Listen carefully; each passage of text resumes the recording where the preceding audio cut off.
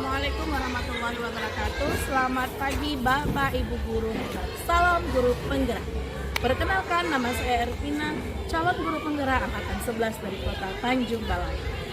Pada video kali ini saya akan mendefinisikan aksi nyata modul 1.4 tentang budaya positif di lingkungan sekolah saya SD Negeri 137101. Selamat menyaksikan.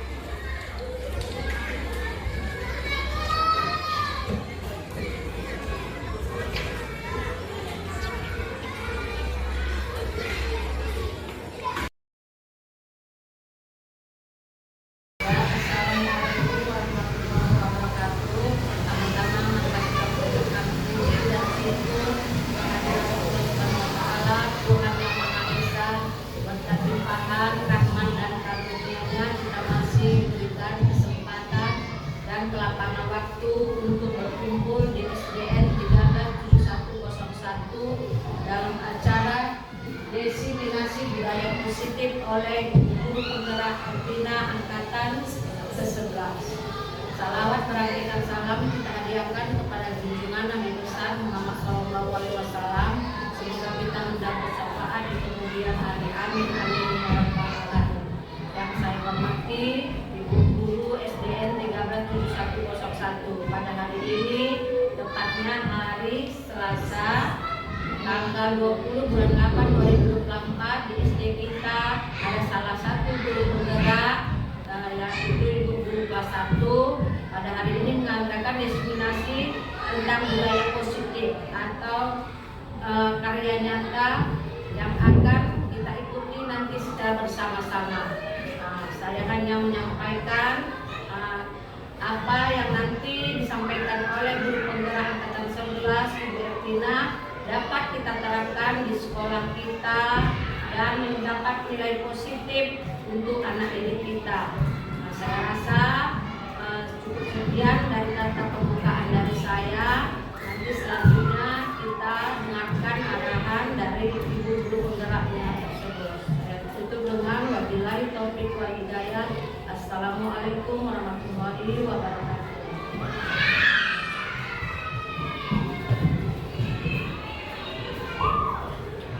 Baik, terima kasih saya ucapkan kepada Ibu. Assalamualaikum warahmatullahi wabarakatuh. Perkenalkan, nama saya Ervina. Saya calon guru penggerak angkatan 11 dari Kota Tanjung Balai. Sebelumnya terima kasih kepada ibu-ibu semua yang telah meluangkan waktunya dalam acara diseminasi budaya positif yang akan saya sampaikan pada kesempatan ini.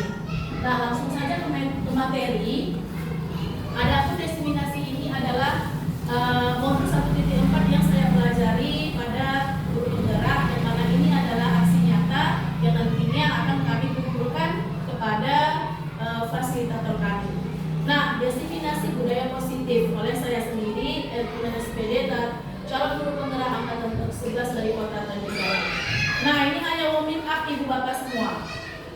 Warming up. Nah, coba kita lihat, Anda dan teman Anda akan melakukan kegiatan. Cobalah buka tangan Anda. Anda adalah A, ibu adalah A, dan tugas Anda adalah mengepalkan satu tangan ibu semua. Coba dikepalkan tangan. Nah, coba bayangkan bahwa Anda menyimpan sesuatu yang sangat berharga di dalam kepalan tangan. Ini kepalan tangan kita ada sesuatu yang berharga. Berikutnya, Anda perlu menjaga benda tersebut sekuat tenaga karena begitu pentingnya untuk kehidupan. Nah, rekan Anda yang B mencoba membukanya. Nah, dengan segala bujuk rayunya, dengan dibujuk boleh, dihati boleh, diintimidasi, dimarahi ataupun digoda. Bagaimana caranya untuk membuka kepalan tangan ini? Nah, berikutnya coba lakukan, sudah kita lakukan. Coba ibu, pertama ibu sebelah kiri dulu, buka, bisa nggak? Nah, buka. Buka, lihat nih, iya. Coba ibu minta sampai ibu Naomi lagi ke depan. Ada berharga di sini. Coba dibujuk, dirayu atau dipaksa, boleh nggak? Coba ibu Naomi sampai ke depan. Ibu Naomi, iya. Nah, Ibu Winda sekarang ini hanya warming up ya Ibu. Ibu Winda sebagai ini ada berharga di tangannya. Ibu Naomi membujuknya, gimana Bu?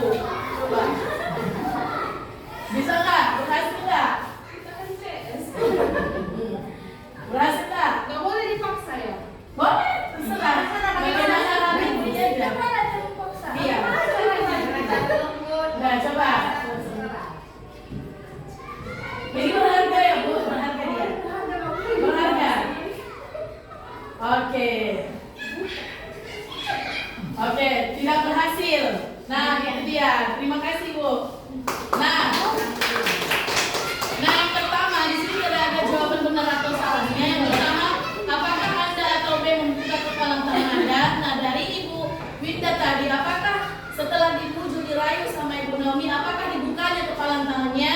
Tidak. Yang nomor 2, apakah B menutup kepala tangan Anda? Mengapa alasan B menutup? Kira-kira kenapa ini kita pertahankan Ibu? Karena berharga. Nah, dalam kegiatan ini sesungguhnya siapa yang memegang kendali atau kontrol untuk membukanya? Tentu diri kita sendiri. Nah, pada materi itu hanya warming up, bahwasanya kita harus mempertahankan apa yang kita punya. Berikutnya adalah budaya positif. Ini materi yang akan saya sampaikan untuk siang ini. Yang pertama itu kita yang pelajari ada disiplin positif, yang kedua ada motivasi perilaku manusia, yang ketiga ada keyakinan kelas atau sekolah, yang keempat itu ada kebutuhan dasar manusia, dan berikutnya posisi kontrol seorang guru dan segitiga restitusi. Oke, apa itu budaya positif? Sebelumnya, budaya positif kira-kira itu apa, Bu? Budaya positif. Gimana? Budaya positif kira-kira apa, Bu? Ibu agama, apa itu kira-kira budaya positif? Budaya positif. Kegiatan yang baik, bisa. Nah, budaya positif itu adalah perwujudan dari nilai atau keyakinan universal yang diterapkan di sekolah. Itu budaya positif. Berikutnya, masuk kita kepada materi yang pertama, disiplin positif. Kira-kira Ibu, disiplin positif itu apa? Disiplin positif. Peraturan ya, terus disiplin positif. Peraturan terus. Apa itu kira-kira budaya positif, Bu? Ibu Mas senang kira-kira budaya positif. Disiplin positif. Peraturan yang baik ya. Nah, coba kita lihat disiplin positif. Tidak ada benar salahnya. Sebelumnya kita tanyakan kepada diri kita sendiri, bagaimana kita berperilaku. Ini ada kaitannya dengan nanti disiplin positif yang akan kita pelajari. Mengapa kita melakukan segala sesuatu? Terus, apakah kita melakukan sesuatu karena adanya dorongan dari lingkungan atau dorongan yang lain? Terkadang kita melakukan sesuatu karena kita menghindari rasa sakit atau ketidaknyamanan. Terkadang kita juga melakukan sesuatu untuk mendapat apa yang kita mau. Pernahkah Anda mendapat sesuatu untuk mendapat senyuman atau pujian dari orang lain, atau untuk mendapat hadiah? Nah, kita jawab sendiri. Disiplin positif yaitu merupakan salah satu cara atau penerapan disiplin yang bertujuan. Nah, tujuannya itu untuk menumbuhkan kesadaran serta memberdayakan anak. Ada koneksinya sama anak untuk melakukan sesuatu tanpa sogokan, ancaman maupun hukuman. Nah, ini dia disiplin positif. Jadi tidak ada di situ ancaman, tidak ada hukuman ataupun sogokan. Jadi ketika kita katakan belajar ya, nanti kalau ranking 1 Ibu kasih hadiah, apakah itu termasuk disiplin positif? Tidak. Karena kenapa? Ada iming-iming di sana, Bu. Setiap yang ada iming-imingnya, kita tidak katakan itu disiplin positif. Kenapa? Ada nanti dampaknya. Terus, yang kedua adalah motivasi perilaku manusia. Motivasi perilaku manusia menurut Diane Dawson dalam bukunya Restructuring School Discipline menyatakan ada 3 motivasi perilaku manusia. Yang pertama, menghindari ketidaknyamanan atau hukuman. Yang kedua, mendapat imbalan atau penghargaan. Yang ketiga, menghargai diri dan menjadi orang yang mereka inginkan. Menghindari ketidaknyamanan atau hukuman itu termasuk ke dalam motivasi perilaku manusia. Kira-kira kita pernah nggak berada di posisi ini?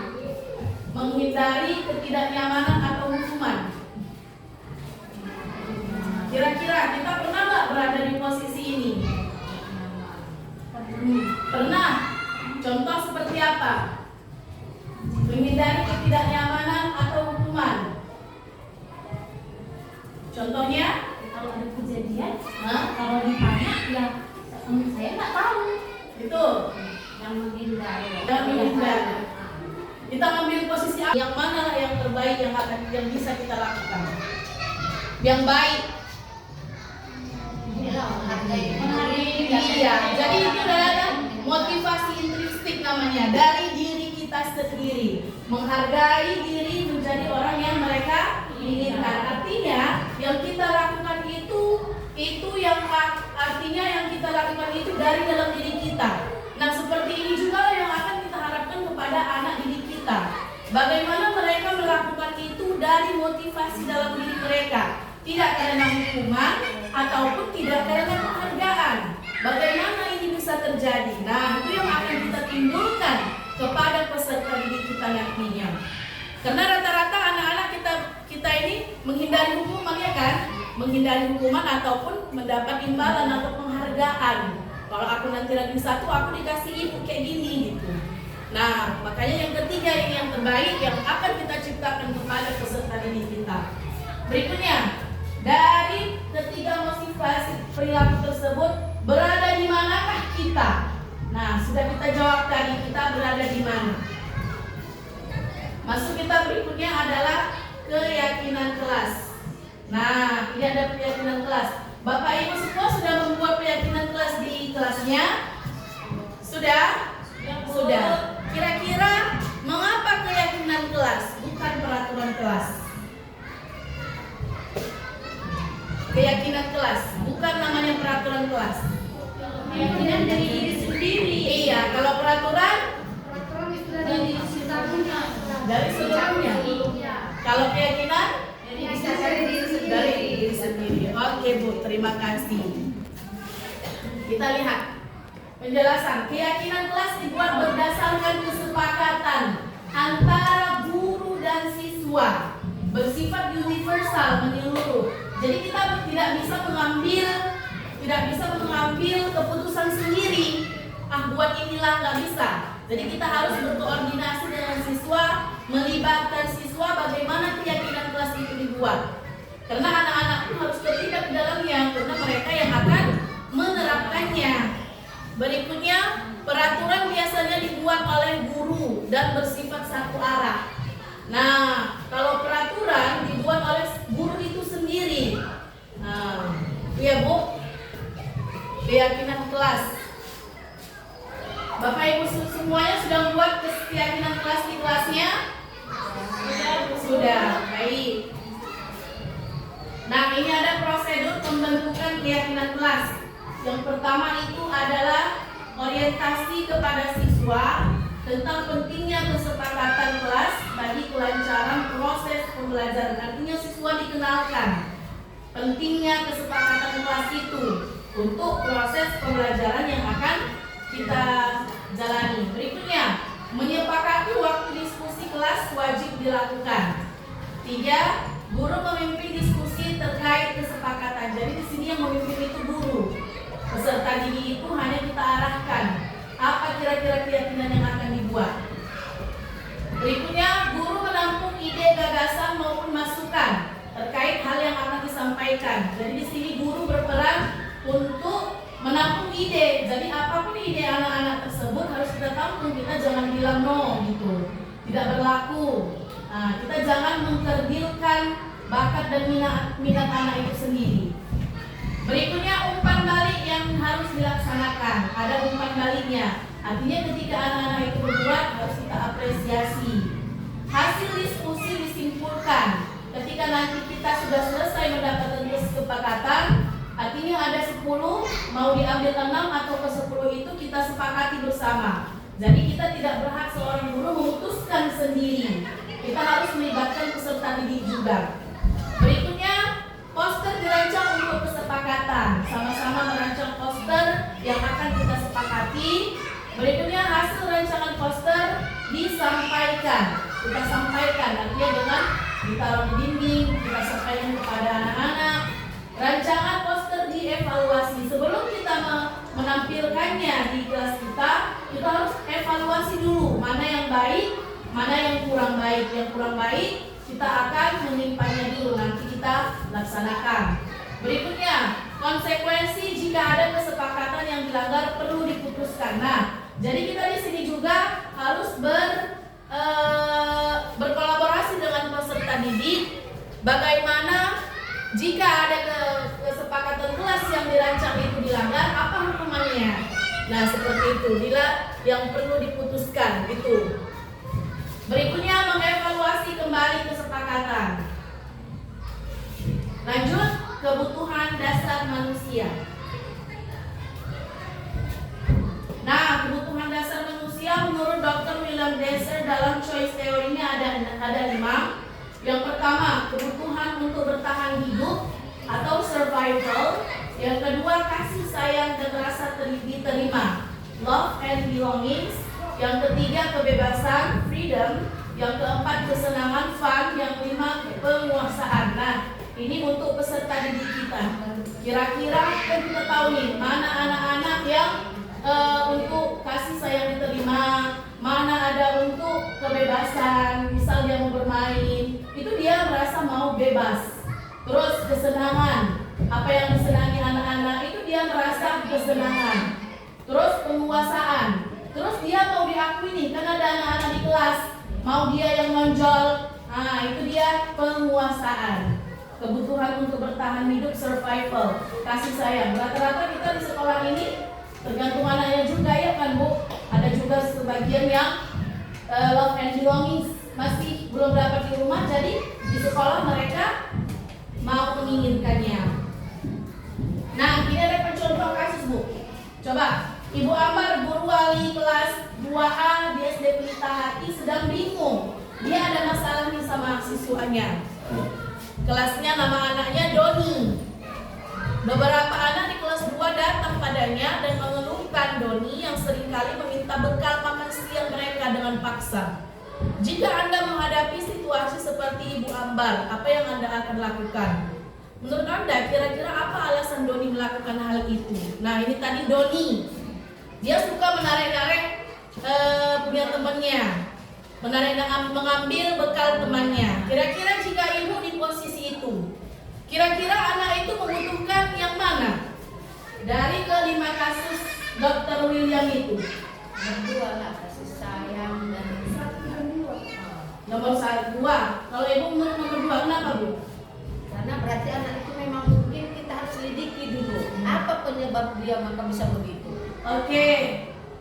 Pasti dia punya alasan tertentu makanya dia ambilnya. Mungkin dia waktu di rumah mamanya begitu mamanya masih tidur. Nah, jadi mungkin kita perlu selidiki dulu apakah dia memang kurang kasih sayang orang tua, kurang perhatian dengan contoh bekal makanan tadi. Nah, kalau yang perhatian orang tuanya pasti dikasih apa. Iya. Nah, jadi itulah alasannya. Oke, tepuk tangan kepada Ibu. Kepada sekolah, terima kasih Bu. Ya, dia membutuhkan yang nomor 2. Ada lagi jawaban yang lain? Kira-kira dia suka mengambil bekal temannya nih. Kira-kira yang mana lagi yang ada dia di situ? Ada lagi masukan Bu? Tidak ada jawaban benar atau salahnya. Yang penting ada argumennya. Iya. Pemilik itu apa argumennya? Nah, kira-kira? Mungkin yang keempat kesenangan, mungkin dia senang memang mau apa, dia memang anaknya sendiri Iya. seperti itu. Iya. Ciri Mau khasnya. dikudasi istri dia Iya, yang ada di dalam. dirinya sendiri. Iya. Memang begitu anaknya. Juga karakter anaknya seperti itu memang. Udah ada yang keperluannya, misalnya udah ada uang jajannya, Iya. udah ada bekalnya. Bisa jadi dia kesenangannya memang seperti itu. Dia suka menjadi sifatnya menjadi teman bahasanya ya. Iya. Begitu. Iya, terima kasih kepada Ibu Agama atas masukannya ya. Ada lagi satu orang lagi coba. Siapa kira-kira lagi? Winda? Kira-kira? Sama. Kesenangan, tapi lebih ke utama menurut saya sih itu 1 dan 2. 1 dan 2, kebutuhan Iya. untuk bertahan hidup. Kebutuhan itu kan mungkin ada yang memang dari orang tuanya segi ekonominya Iya. dia tidak diberikan sama orang tuanya sehingga dia terpaksa mengambil punya temannya seperti itu. Oke, terima kasih Ibu Winda. Udah jago-jago, saya mempelajarinya 2 bulan. Ibu-ibu baru berapa menit udah jago ya. Terima kasih Bu. Jadi kita seorang guru itu harus ketika ada kasus seperti itu, jangan langsung kita hargi anak, jangan langsung kita bilang "Ih, jahat kali kau, nakal kali." Nah, jangan seperti itu. Jadi kita telah dulu Kenapa anak seperti itu? Mungkin dia tidak sarapan seperti kami ini Bu. Ibaratnya kalau umur penggerak ini kayak ada kudekannya, bagaimana mengatasinya. Seperti itu. Jadi nggak bisa kita bilang jahat kali kau gitu. Itu aja kerjaan kau seperti itu. Wih stres sekali lah nengok Denny. Asik banget dia aja. Nah enggak, kita telah dulu kenapa siswa ini seperti itu. Apakah mungkin love and belongings-nya kurang? Mungkin dia mau diperhatikan gurunya, ya kan? Dengan diperhatikan gurunya, dia seperti karena kurangnya perhatian di rumah tadi, makanya dia mendapatkan mencari-cari perhatian. Karena tuh anak yang nakal ini kayak gitu, kurang dia rasanya di rumah, jadi di sekolah lalu biasanya dia ingin diperhatikan, ingin dispesialkan di sekolah. Nah makanya peranan kita sebagai seorang guru mempelajari kebutuhan dasar ini dari 5 ini. Ada anak juga yang egonya tinggi karena dia merasa dia pintar, egonya tinggi, penguasaan, dia ingin dihargai. Nah, jadi kalau anak yang seperti ini kasih dia tugas, kasih dia sebagai kepala, artinya tengok anak-anak nih ketua, sebagai ketua, karena dia memang jiwa pemimpinnya ada di sini. Nah, itu dia. Nah, freedom, kebebasan juga. Dia ingin merasa bebas mungkin. Terus fun, kesenangan, seperti yang dikatakan itu tadi. Ada anak yang memang seperti itu. Jadi dari kasus itu ambigu dia. Dari kasus itu ambigu. Bisa dia termasuk ke dalam nomor 2, bisa termasuk ke dalam nomor 4. Senang dia menjahili temannya. Ada orang sana yang kayak gitu. Dia senang menjahili temannya. Oke, berikutnya Ibu Ambar sudah. Next, kita masuk ke yang kelima, posisi kontrol guru. Nah, posisi kontrol guru atau Dr. William Glasser. Nah, yang pertama ilusi mengontrol murid. Ini hanya sebuah ilustrasi. Pada dasarnya kita tidak dapat memaksa murid untuk berbuat sesuatu jikalau murid tersebut memilih untuk tidak melakukannya. Yang kedua, ilusi bahwa semua perbuatan positif, efektif, dan bermanfaat. Yang ketiga, segala usaha untuk mempengaruhi murid agar mengulangi suatu perilaku tertentu adalah suatu usaha untuk mengontrol murid tersebut. Yang ketiga, ilusi bahwa kritik dan membuat orang merasa bersalah dapat menguatkan karakter. Menggunakan kritik dan rasa bersalah untuk mengontrol murid menuju pada identitas gagal. Mereka belajar untuk merasa buruk tentang diri mereka. Mereka mengembangkan dialog diri yang negatif. Yang kelima, ilusi bahwa orang dewasa memiliki hak untuk memaksa. Banyak orang dewasa yang percaya bahwa mereka memiliki tanggung jawab untuk membuat murid-murid berbuat hal tertentu. Apapun yang akan dilakukan dapat diterima selama ada sebuah kemajuan berdasarkan sebuah pengukuran kinerja. Ini ada 5 posisi kontrol guru sebagai seorang guru. Nah, yang pertama, penghukum. Kira-kira contoh penghukum ini gimana, Bu? Kita hukum anak-anak. Iya, penghukum. Yang kedua, pembuat merasa bersalah. Nah, gimana nih pembuat merasa bersalah? Membuat merasa bersalah. Yang ketiga teman, yang keempat ada pemantau, yang kelima adalah manajer. Ini posisi kita sebagai guru nih. Nah, manajer, pemantau, teman, pembuat merasa bersalah, dan penghukum. Kira-kira yang mana yang udah kita lakukan? Teman. Penghukum juga. Penghukum juga. Pemantau. Next. Manajer di kelasnya. Oke. Kira-kira yang mana dari yang 5 ini yang baik? Teman. Ada lagi yang lain? Manajer maksudnya di sini bukan dia manajer mengatur kelasnya, bukan. Bukan dia sebagai pemimpin kelasnya, bukan. Bukan itu maksud manajer di sini. Manajer di sini artinya, perhatikan. Oke. Nah ini dia, ini penjelasannya. Penghukum jelas menghardik, menunjuk-nunjuk, berkaca pinggang. Lambat aja lah kerja kau, kita bilang. Itu termasuk ke dalam penghukum. Hukuman fisik atau verbal itu dampaknya nanti anak bisa menjadi pendiam, dia nggak akan mau terbuka. Dia akan misal ada anak datang terlambat aja lah kerja kau, kita bilang. Apakah dia mau jujur? Enggak, dia akan menjadi pendiam, jadi lebih takut, tidak menyukai guru atau guru mapel tertentu. Pembuat merasa bersalah, suaranya lembut kita sebagai seorang guru, namun menyalahkan siswa. Nah ini dia. Contohnya Bu, pembuat merasa bersalah, ih nggak kesian lah kau nengok saya nih, saya sudah capek-capek lah ngajar kau. Nah, jadi dari saya capek-capek itu kan ada kesal seorang guru di dalamnya Bu. Ada rasa kesal kita pembuat. Jadi kan anak itu merasa, oh iya ya, gara-gara aku ibu ini kayak gini. Nah, gitu dia. Terus guru menyatakan kesalahan pada siswa. Dampaknya membuat siswa merasa bersalah dan rendah diri, dan dia mulai menarik dirinya. Tarik diri dia mulai. Gara-gara aku ya insecure, gara-gara aku kelasnya jadi kayak gini. Nah, itu dia. Terus teman, sebagai teman, guru bersikap ramah, cenderung bersedia gurau untuk menghangatkan suasana. Dampaknya murid bergantung pada satu orang, terus membuat siswa tidak mandiri. Nah, itu dia dampaknya. Berikutnya ada pemantau. Sebagai pemantau, nada bicara dan ekspresi datar identitas berhasil kita pantau anak itu. Artinya sering dia terlambat, kita ucapkan sering terlambat. Kita tidak menyalahkan apa-apa, hanya memantau. Terus pemantau tetap memantau saat siswa diberi sanksi. Dampaknya menghitung hadiah atau hukuman yang diberi tanpa melihat nilai kebajikan.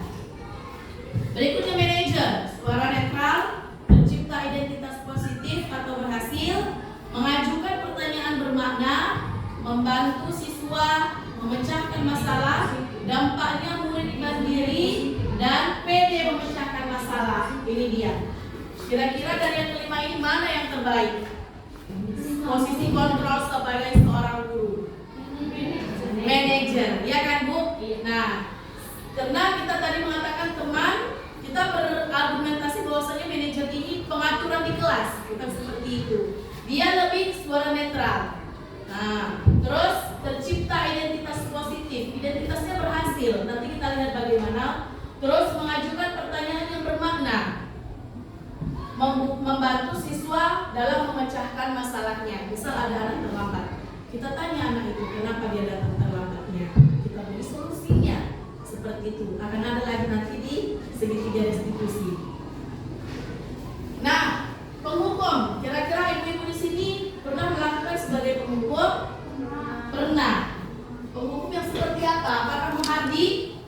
Enggak ya, nggak sampai menghardik. Seorang guru nggak sampai menghardik. Menunjuk-nunjuk. Kau ya? Gimana? Di sini tak ada Bu. Di situ ada Bu. Ya bagus. Berkaca pinggang. Berkaca pinggang menunggu siswa. Iya. Kenapa itu Bu? Gara-gara siswa terlambat? Siswa terlambat, siswa tidak menggunakan gurunya, Iya. siswa suka berjalan-jalan saat penjelasan gurunya. Iya. Iya, itu posisi kontrol seorang guru dibutuhkan. Jadi ada nanti dampaknya Bu, ketika kita sering-sering melakukan itu. Berikutnya pembuat merasa bersalah. Ada guru yang di sini merasa pembuat merasa bersalah? Tidak. Lanjut, bagaimana sebagai teman? Sebagai teman, guru bersikap ramah, karena kita sebagai teman kepada peserta didik kita ya kan, supaya apa? Mereka tidak terlalu tegang kepada kita, mencairkan suasana, apalagi kalau les-les terakhir, itu kan. Nah, pemantau, ya pernah kita pantau anak sekali, 2 kali, 3 kali kita tegur ya kan. Terus manajer. Nah, bagaimanapun caranya kita akan berusaha untuk menjadi seorang guru yang sebagai seorang manajer. Kita akan coba pelan-pelan ya Bu. Berikutnya, nah ini ada video. Ayo Bu. Ya, kita nonton sebentar.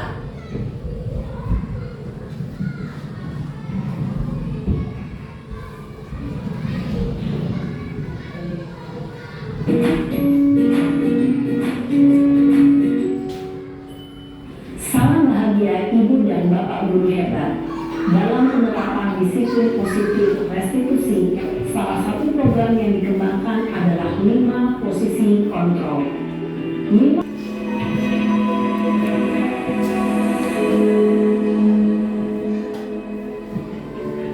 posisi kontrol itu adalah 1. Posisi penghukum, 2. Posisi pembuat merasa bersalah, 3. Posisi teman, 4. Posisi pemantau atau monitor, dan 5. Posisi manajer. Untuk lebih memahami kelima posisi tersebut, mari kita saksikan kasus Naren yang terlambat hadir 20 menit di sekolah dan melihat bagaimana kelima posisi kontrol dalam menghadapi masalah tersebut.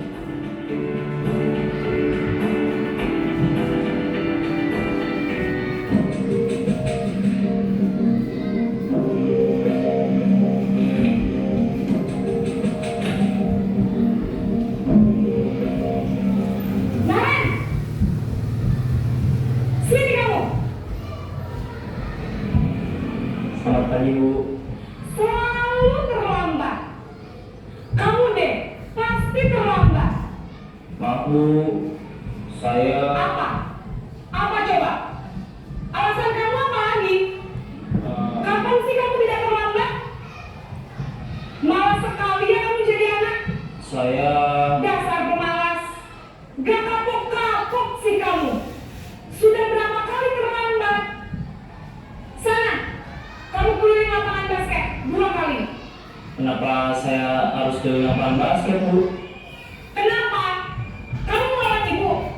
Berani-beraninya jawab. Sudah terlambat, masih berani jawab pula. Sekarang, keliling lapangan basket 5 kali sekalian. Biar kapok. Cepat. Pergi sana ke lapangan basket. Posisi penghukum biasanya berbicara dengan nada tinggi, menghardik, menunjuk-nunjuk, menyakiti, dan menyindir. Hukuman bisa berupa fisik maupun psikis. Ibu dan bapak guru hebat. Dampak yang terjadi pada murid ketika guru berada pada posisi penghukum adalah murid cenderung akan memberontak, bahkan menyimpan dendam.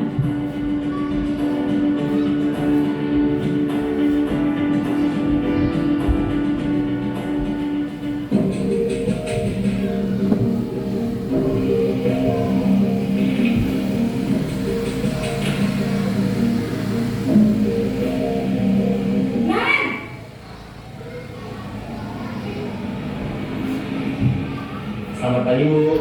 Naren, kamu kenapa terlambat lagi, nak? Ya Tuhan, Naren, kamu senang ya bikin ibu susah ya? Kalau kamu terlambat lagi, nanti ibu yang ditegur bapak kepala sekolah, nak. Disangka ibu tidak bisa membina kamu. Duh, gimana ini? Maaf, Bu. Duh, Gusti Naren, kamu suka ya kalau ibu ditegur bapak kepala sekolah? Terus, sekarang ibu harus tulis apa ini di buku absen? Ini kamu sudah sering terlambat loh. Ibu harus apa coba? Maaf, Bu. Maaf sekali. Ya sudah, lain kali jangan bikin ibu susah lagi ya, nak ya. Ibu tidak akan kuat lagi kalau kamu begini terus. Bisa jantungan kalau ibu ditegur bapak kepala sekolah. Sana cepat kelas. Maaf ya, Bu. Maaf sekali. Posisi pembuat rasa bersalah berbicara dengan nada tenang, cenderung lembut. Namun kata-kata yang diutarakan membuat murid merasa menjadi orang yang gagal, memandang buruk dirinya sendiri, merasa tidak berharga, dan tidak sanggup membahagiakan orang lain. Ketika guru mengambil posisi pembuat rasa bersalah, murid akan menganggap dirinya yang bersalah dan ia akan menyimpan emosi negatif tersebut di dalam dirinya.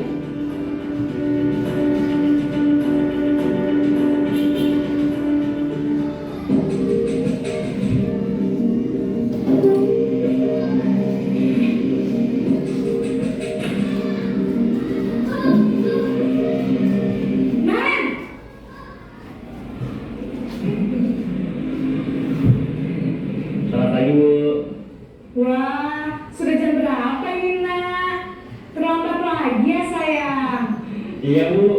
Habis ibu saya lupa bangunkan saya, Bu.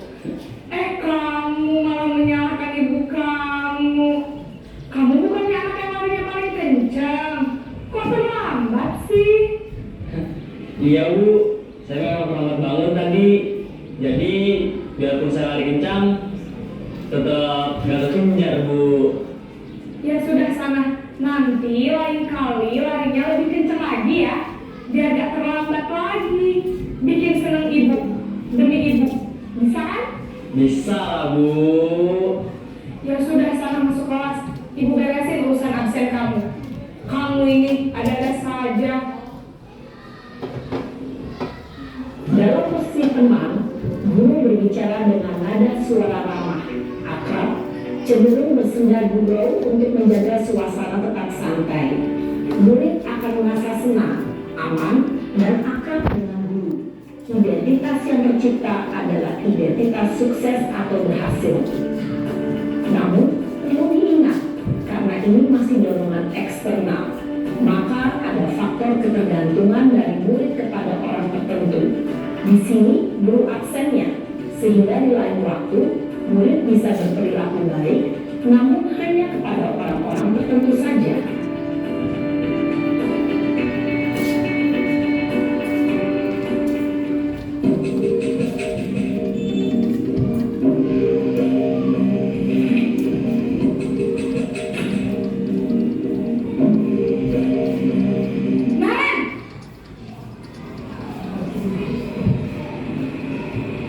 Selamat pagi, Bu. Naren, apa peraturan sekolah kita tentang jam berapa kita harus masuk sekolah, nak? Kita harus di sekolah jam 7, Bu. Iya betul, sekarang sudah jam 7.20. Naren sudah tahu konsekuensinya jika terlambat hadir. Paham, Bu. Saya harus tinggal kelas pas jam istirahat selama 20 menit. Iya benar, konsekuensinya demikian. Jadi nanti jam 9.30 pas istirahat, kamu harus tinggal di kelas, kerjakan tugas tambahan untuk ketertinggalan kamu, ya? Baik, Bu. Posisi pemantau mengandalkan penghitungan atau data untuk mengontrol murid. Guru mengarahkan murid berdasarkan peraturan dan konsekuensi. Seorang pemantau menunjukkan bahasa tubuh dan ekspresi wajah yang datar dan cenderung formal.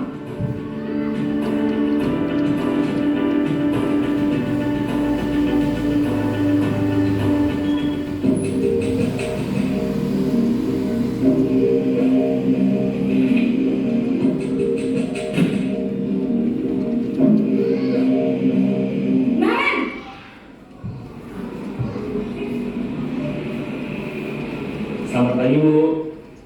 Selamat pagi, Naren. Maaf, Bu. Saya terlambat.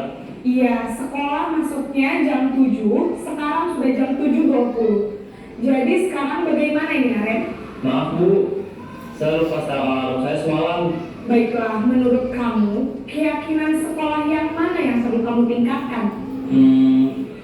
Menghargai diri sendiri dan orang lain mungkin, ya, Bu. Setuju. Jadi, apakah Naren meyakini prinsip saling menghormati tersebut? Iya, Bu. Saya meyakininya. Apakah Naren bersedia memperbaiki masalah keterlambatan ini? Bersedia, Bu. Bagaimana kamu akan perbaiki masalah keterlambatan ini? Saya akan coba untuk tidak lupa menyetel alarm saya, Bu. Baik, kalau Naren lupa menyetel alarm di rumah, ada orang yang kira-kira bisa bantu mengingatkan tidak? Ada, Bu. Kakak saya, Kak Emma. Ada lagi selain Kak Emma? Selain Kak Emma, ada ibu saya. Baik, jadi yang mengingatkan Naren adalah Kak Emma dan ibu kamu, ya? Kira-kira akan mulai setel alarm kapan nih, Naren? Setelah pulang sekolah, akan segera saya lakukan.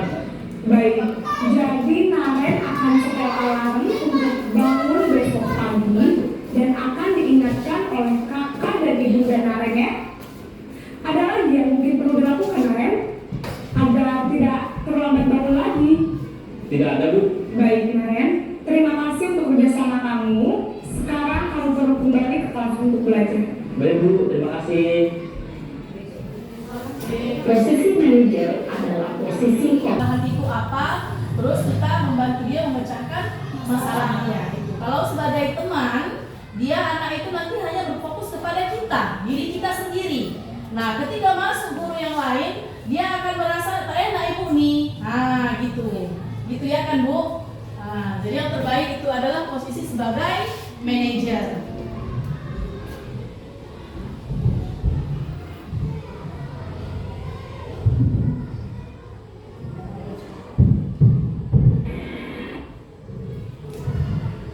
Nah, next kita masuk ke segitiga restitusi. Ada kaitannya nanti di sini Bu, ke segitiga restitusi. Segitiga restitusi ini juga dalam memecahkan masalah kita kepada anak sangat dibutuhkan.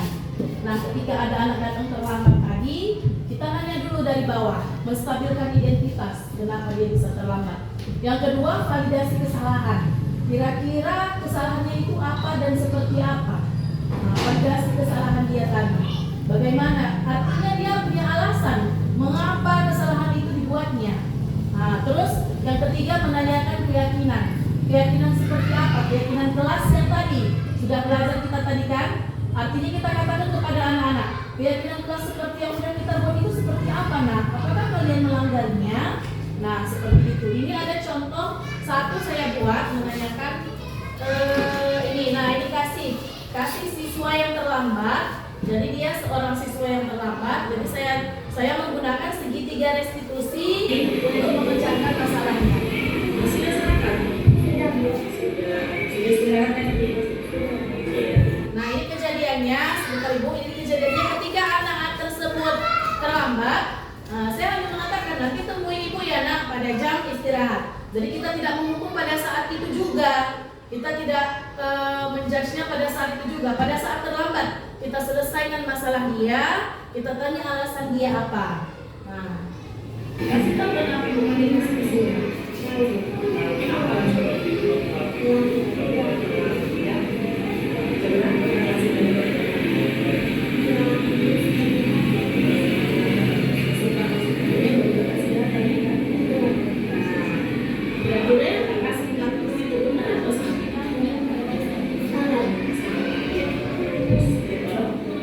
Punya kesalahan, manusia benar bisa maksudnya dari itu adalah masalah. Di sini itu mau memperbaiki dalamnya kasih itu dalam terus ya kan. Berapa kali kasih dalam tiga kali.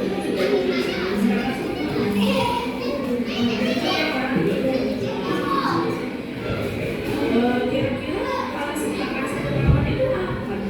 Nah, itu namanya. Berarti setelah itu masih pakai. Jadi kita masih jelas. Terus waktunya juga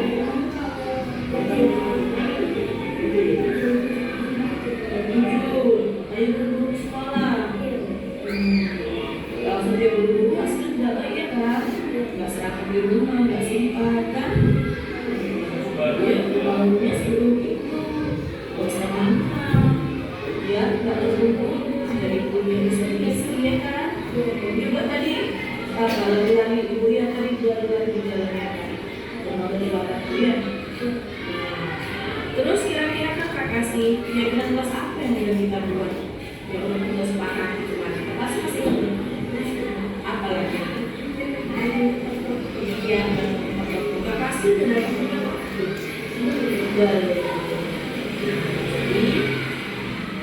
Gimana nih caranya kakak kasih dia dalam waktu?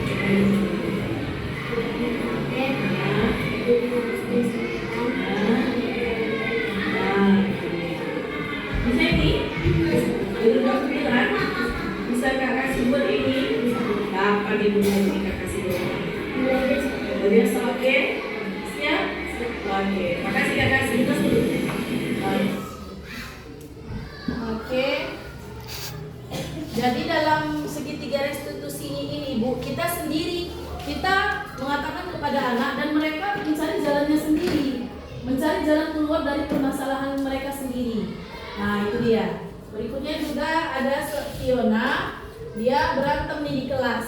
Nah, ini contohnya gimana? Fiona.